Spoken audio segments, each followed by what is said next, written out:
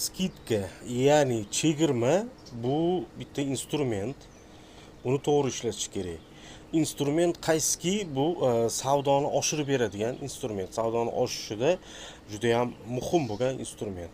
Shuning uchun buni o'ta to'g'ri ishlatish kerak. Ya'ni masalan sizda ikki xil xaridorlar bor.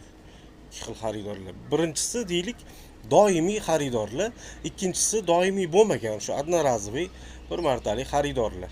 Siz har doim shu ikkita xaridorlardan tomonidan bo'ladigan savdoni har doim analiz qilib borishingiz kerak, tahlil qilib borishingiz kerak. Qanaqa ketyapti? Agar sizda doimiy xaridorlar tomonidan bo'ladigan savdo ozgina pastga tushish boshlasa, ana o'shanda skidkani siz berishingiz kerak.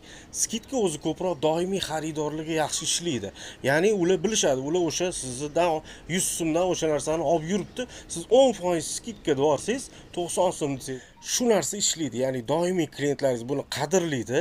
Ya'ni har doim olib yurgan narxidan arzonroq olish imkoniyati, shundan foydalanib qolishadi. Bu bitta tomoni masalan.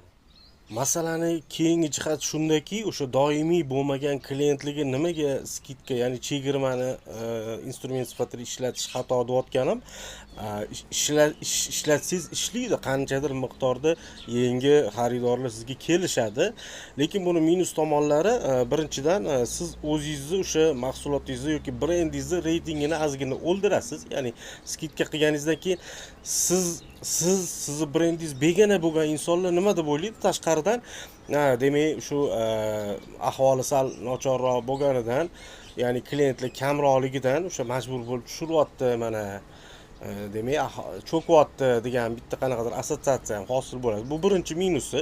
Ikkinchi minusi shundaki, keladigan klientlar ham siz uchun doimiy klient bo'lib qolmaydi. Ular baribir o'sha одноразовый bo'ladi klientlar. Ya'ni qachongacha siz bilan ishlashi mumkin? Sizdan atigi 5 so'mgina arzonga kimdir boshqa bitta eshmat taklif qilguncha siz bilan ishlab turadi. U taklif bo'lgandan keyin u yoqqa sakrab ketadi. Shunaqa toifadagi odamlar kelishi mumkin. Mana shuning uchun ham skidkani o'sha yangi klientlarga ishlatish unaqa juda ham to'g'ri narsa deb hisoblamayman men.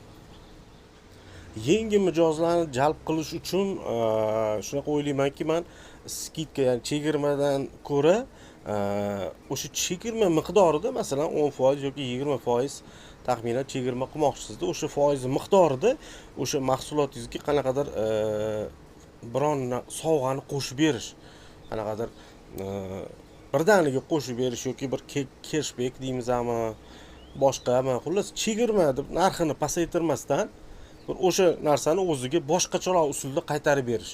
Sovg'a, bir qanaqadir kutilmagan syurpriz yoki o'sha kutilgan syurpriz ham bo'lishi mumkin. Shunaqa usulda o'ziga qaytarib berish, buni plus tomonlari, bu narsa ishlashini plus tomoni, o'sha yangi kelgan klientlar shunga qiziqib ham keladi. O'sha birinchi o'zi maqsad shu o'zi. Keyin bular o'sha ayniqsa kutilmagan syurprizni olgandan keyin sizga o'sha doimiy klientga aylanib, уже doimiy klientlaringiz safiga qo'shilish ehtimoli katta. Mana shuning uchun ham mana chegirmadan ko'ra mana shu bonus, cashback, xullas surpriz deymizmi, shunaqa ko'rinishda o'ziga o'sha narsani qaytarib berish, o'sha 10% masalan.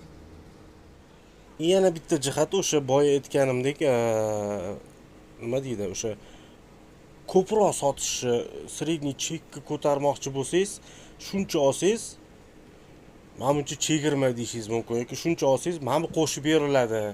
5 ta olsangiz 6-chi tekinga beriladi yoki 3 ta olsangiz 4-chi tekinga beriladi degan ma'nodagi anaqalar ham, bu ham bitta siz savdoingizni oshiradi, sredniy chek oshadi. Sredniy chek oshgandan keyin естественно, nima deydi, umumiy shu savdo obyemingiz ham oshadi. Endi bu narsalar to'g'ri, bu o'sha siz brendingiz bilan hali tanish bo'lmagan bir martalik klientlarga unchalik ishlamasligi mumkin, lekin bu narsa o'sha sizdan har doim o'sha mahsulotni xarid qilib yuradigan siz doimiy klientlaringizga bu usul ishlaydi. Ular baribir olib yuribdi. Masalan, 1 oy davomida sizdan 3 marta olish mumkin. Siz 3 ga 1, 3+1 aksiyasini e'lon qildingiz masalan. Endi bu ham bitta o'sha skidkaga o'xshagan narsa-da bu ham. Masalan, bundoq qaraydi, misol 1 oyligini men birdaniga olib qo'ya qolay deydi, 3 martani deydi, 4-sini qo'shib berar ekan deb sizdan sotib oladi. Ya'ni ko'proq sotib oladi. ko'proq sotib olgandan keyin u ne fakt har doim bitta narsa borki, ko'p sotib olgan narsani inson tezroq sarflab yuboradi, tezroq o'sha narsa ishlatadi, tezroq iste'mol qilinadi. Ya'ni o'sha o'zi o'ylagandek bir oyga bormaydi, sal bir oydan kamroq muddatda tugaydi. Vaholanki olib qaraganingizda misol bir 15-20% ga bo'lsa ham eng kamida masalan o'rtacha doimiy klientlaringiz ko'proq siz mahsulotingizni iste'mol qiladi.